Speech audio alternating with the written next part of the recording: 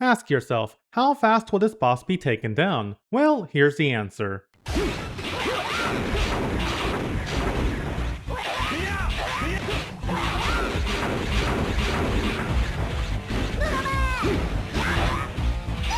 One might think this player was cheating because how do you bypass iframes without glitches? But this isn't the work of some cheat, and this isn't tool assisted either. Everything you see is perfectly legal and as intended by the developers. The Megaman Zero series is often regarded as having some difficult games. When you think of these games, you think it's a matter of patience and timing your attacks. But if you follow along with me, I'll have you witness true gameplay. By the end, you too will know what the Megaman Zero series is truly capable of. If you enjoyed this video by the way and want to support the channel, leave a like, hype, and sub up. Now then, what better place to start than with the first Megaman Zero? Compared to the rest of the series, it's basic in comparison, but even so it's the foundation for which everything else came after. It adopts the same gameplay formula as its predecessors with running, shooting, and saber slashing. The most notable change from the prior games is the ability to have both a main weapon and a sub-weapon. To an extent, this already existed somewhat in games such as X5 and X6, but it's much more refined here. Each game has 4 weapons you can swap at any time and register 2 weapons to either a main or sub. You can charge both your main and sub at the same time and unleash them in quick succession. But won't unleashing a charged attack just put the bosses in iframes? Well, for the classic and X series, that's always been the case, but not for the Zero series. We need to talk about hit priority. Hit priority is the series' most defining mechanic, something that's closely tied to its very identity. It's what separates the skill ceiling that you never knew existed, and it's a mechanic that's not mentioned in the game nor its instructions. This was something found through years of testing, tasks, and ROMs, which is quite odd, but that's neither here nor there. So what is it? Certain attacks register under a certain priority number. You're able to follow up on previous attacks bypassing iframes so long as the next attack has a higher priority. You can't go backwards with a higher priority than low, and you must do this in quick succession. So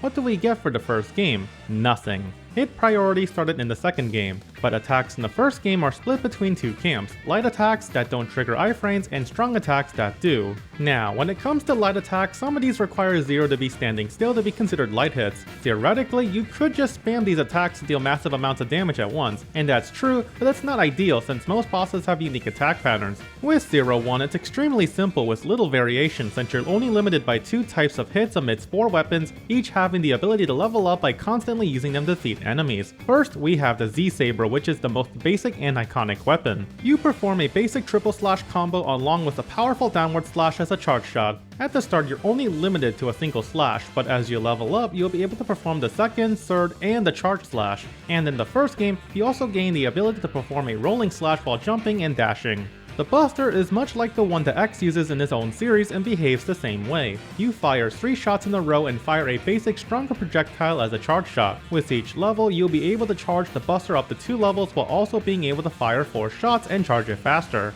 Next, the Shield Boomerang is an interesting weapon as it allows you to reflect most projectile attacks but doesn't provide protection against melee or exceptionally powerful moves.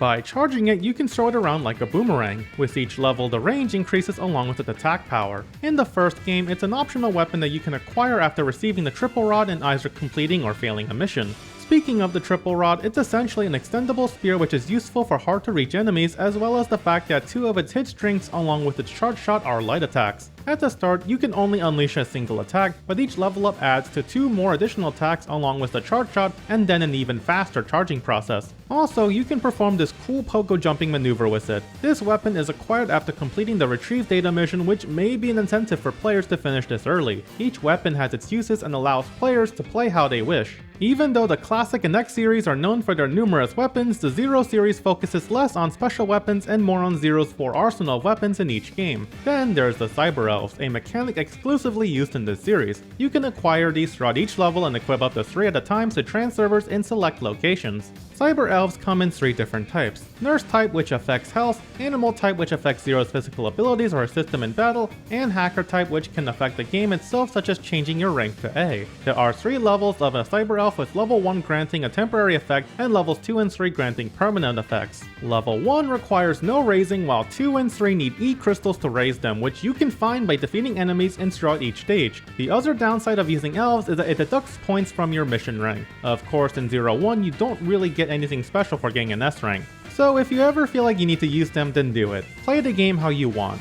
Speaking of gameplay, in this clip, Zero is using the Z-Saber as his main weapon and the Chain Rod as his sub-weapon against one of the later bosses, Sage Harpuya. Now there isn't too much to talk about since, again, there's only two types of attacks to concern yourself with. Light attacks when the boss is descending or on the ground. Strong attacks when he's in the air, triggering iframes and adjusting his attack pattern. Rinse and repeat. When explained this way, it doesn't sound too much, but trust me, we'll get to the truly complex stuff soon. So let's move on to Zero 2. Here, Zero still retains most of his weapons aside from his new Chain Rod, which was remade from the Triple Rod. It's essentially a grappling hook weapon that can be used to hang onto ceilings, walls, and certain objects, as well as the ability to pull enemies towards him, being stunned in the process, which allows Zero to follow up with further attacks and as well as certain heavy blocks. By leveling it up, you can unleash a charge shot which is the same as the Triple Rods along with a faster charge. This is where the hit priority system was created and when the series started to improve from here. As you can see, most attacks are in priority 1 compared to the other priorities.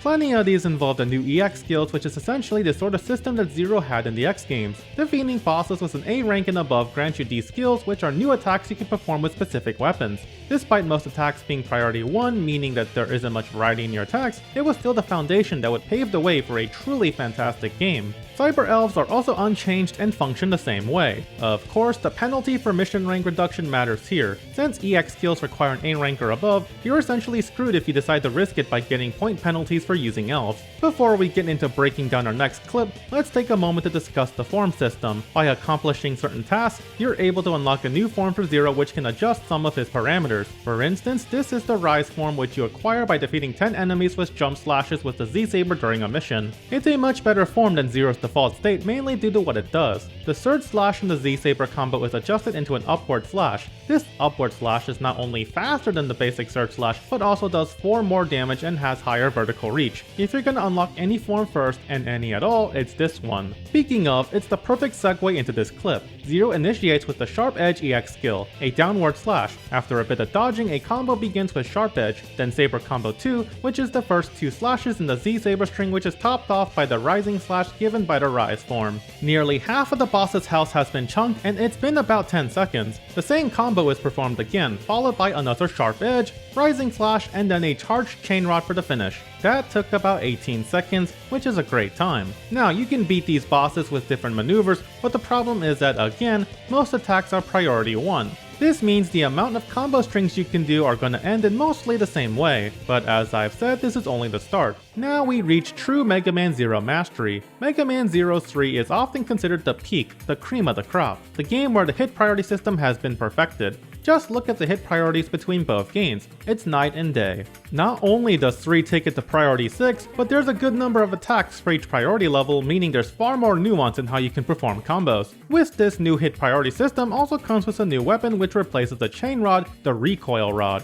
These energy tonfas can attack in 8 directions, but can't be used mid-air. It doesn't hit as far as a Z-Saber, but its charge attack can push enemies or blocks. If you charge this and attack the ground, Zero can pogo jump a good distance, allowing you to gain some speed and reach some potential goodies. Unlike the previous 2 games, weapons no longer need to level up. Instead, they come with their base combo strings and charged attacks. The best part is that with this new level of complexity, we can look at a few clips. Who better to analyze than the Mega Man Zero 3 professional himself, Magnus Zero. This is Childer Inarabita. Remember him? Here's the breakdown. Starts off with the Soul Launcher, an EX skill for the Recoil Rod. Zero delivers an upward thrust that fires 4 shots into the air which then rain down around him. It doesn't make much sense now, but you'll see soon enough. Then he shoots up the Thousand Slash, another EX skill for the Recoil Rod. This skill can perform a total of 4 hits, each ascending from priority 1 to 4. After the 4th hit, it continues with the priority 5 Saber Slash, a mid-air downward thrust. It then ends with a priority 6 Rolling Slash, an attack that can go from priority 1 all the way to 6, making it not only a combo starter, but also an extender and ender. But to even use it, you'll need to acquire a specific Cyber Elf,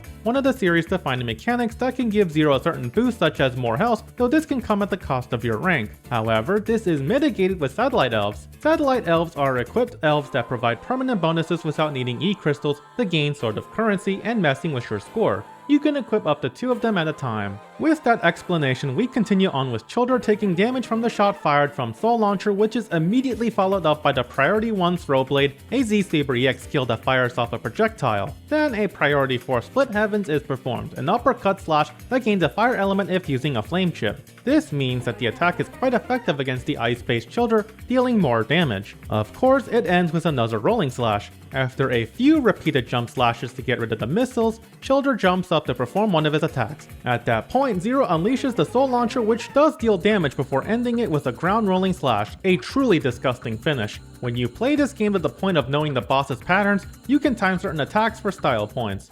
Now, it's easy to say all of this when you're playing these games on the New Game Plus setting, having unlocked everything, but what about a fresh playthrough? Well, I don't think you have to worry one bit. If the following any % speedrun is anything to go by, even the first and even second boss can be expertly slain by your very capable hands. That's one thing to really take note of here. There's nothing wrong with taking damage in the Megaman Zero playthrough. While I'm not a fan of tying EX skills to rank, I do think the developers were aiming for skill-based reward rather than free handouts. Though given how difficult these games can be for new players, it's understandable if most people have never even bothered using them. This isn't even considering yet another new feature of Zero 3, the part system. While the series has been known to acquire chips in the form of elements, 3 introduces chips for the head, body, and feet. Some of these are obtained by beating bosses, but most of them are hidden within the various stages in the game. From faster charging to double jumps, it's clear that Zero 3 had raised the bar in terms of what makes not just a fantastic Mega Man game, but a Megaman Zero game. And yet, while I've been giving this game nothing but the highest praise, we still have one more game left to go over.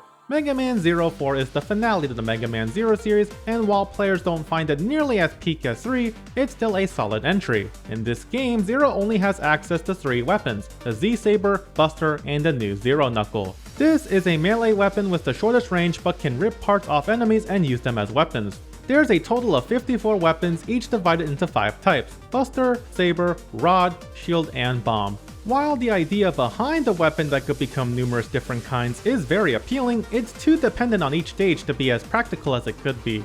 Not to mention that not every weapon is made equal, some are overly better than others. Perhaps had the Zero Knuckle had a smaller list of more practical and widely available weaponry, it could have been one of the best in the series. That aside, the hit priority system continues in this game with the EX skills, in this one taking priority from the ones in 3. Speaking of EX skills, aside from needing to get an A rank or above, you also need to adjust the weather that favors them, which makes them harder to fight, though the requirements for unlocking them are tougher than before. The chip system also has undergone some significant changes as well. Now you have to collect parts from enemies before combining them together to create chips. New players won't have any idea what combines with what, and if you don't have the right combination, you'll end up making junk parts, which ironically is part of a recipe. While you can find recipes in-game, we've grown past the need to find all of that blindly. If you're willing to grind, you can do that, or, just cheat it in, no one's gonna judge you. Last but not least, you only have access to one Cyber Elf, unlike the previous entries. This is Quar, your own customizable Cyber Elf. She'll apply passives much like the Satellite Elves, but you're also limited in abilities based on the limit. If you go past this limit, it'll result in point reductions in your mission score, which could mean the difference between earning and not earning an EX skill. By feeding her E-crystals, she'll become much more powerful, unlocking new abilities, but the max level of abilities allotted only increases as you defeat each of the 8 Mavericks in the game. Funny enough, not many know about this part. Heck, I didn't even know about this myself. Depending on which Resistance member you talk to, the Cyber Elf will have a different name with different benefits. In concept, the Cyber Elf system looks to be more customizable as stated previously. However, many of the Cyber Elf abilities don't really add much to Zero's functionality, and were better off as standalone Satellite Elves. The chip system had too many recipes for players to really try and figure out or even care to find in the first place. All in all, Mega Man Zero 4 looked to really stand apart and was made to improve upon what 3 had built. For plenty, they felt that while 4 wasn't necessarily a bad game, their methods of attempting to improve on the formula were not met with the same praise. All in all, it's not a bad game and it's far from the worst.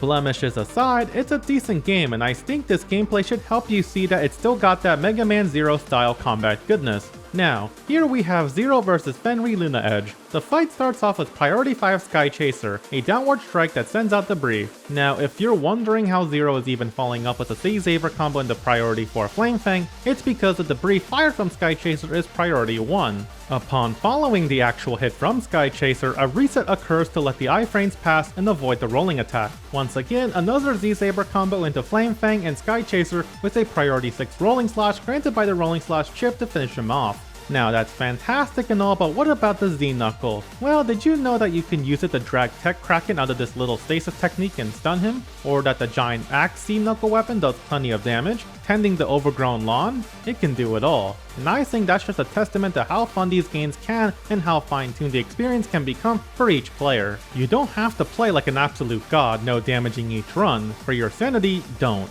And you certainly can play with charge attacks and patiently weaving in attacks if you'd like. But as you go through each of these games, you can eventually start incorporating more advanced movements, new tech, implement each new EX skill or weapon into your combos, and once you memorize it all, the bosses, the weapons, the cyber elves, the EX skills, the hit priority system, all of it. Then you reach a state of appreciation for not just the series, but the developers for crafting something that, though they probably could have explained to players, was still well crafted. The combos of the Megaman Zero series are fantastic, and showcase the game's complexity and diversity. If you're looking for a game that can give you a few hours of entertainment with plenty to learn, I can wholeheartedly recommend this series. If you have personal experiences or want to share more about this series, comment below. With that said, this is the Comboist, and I wish you a wonderful week. Peace.